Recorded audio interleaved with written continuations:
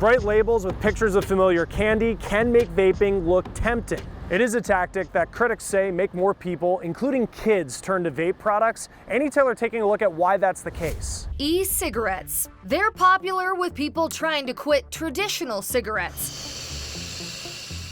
And now e-cig companies are attracting more than tobacco users. They're doing a lot of what early tobacco companies did, which is glamorize the use of the product. And even though it might be intended, the message might be intended for adults, sort of like Joe Camel, the cartoon character, it might still resonate with children. Marketing professional Darren Duber-Smith is no stranger to tobacco product marketing. He says he's seeing classic messages shift from pushing cigarettes to pushing e-cigarettes. And he's not the only one. If you look at the coloring and the fonts and the whole positioning of the campaign, it was clearly targeted to direct to young adults. Stanton Glantz started studying the tobacco industry in 1978. Putting the products as fun, as ways to affiliate with your friends. The FDA noticed. It recently sent a warning to one of the biggest brands in e-cigs, Juul, for the way it marketed its products.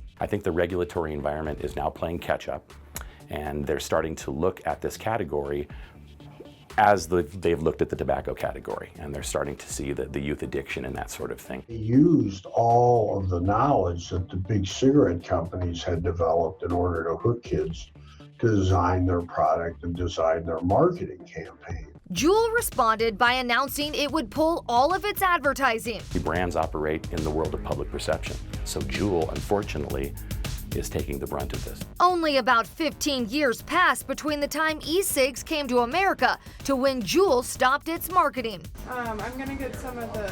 But news of more than 1,000 vape-related lung illnesses and several deaths also came much more quickly than it did with cigarettes. And just like tobacco companies, e-cig companies might soon see stricter regulations. A lot of it's gonna come down to what the FDA does.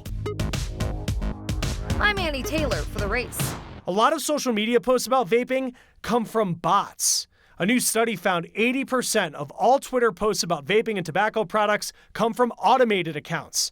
The Public Good Projects did this study. It found a lot of those messages targeted minors, and researchers say those posts often have false information, and they try to discredit information from scientists and public health leaders.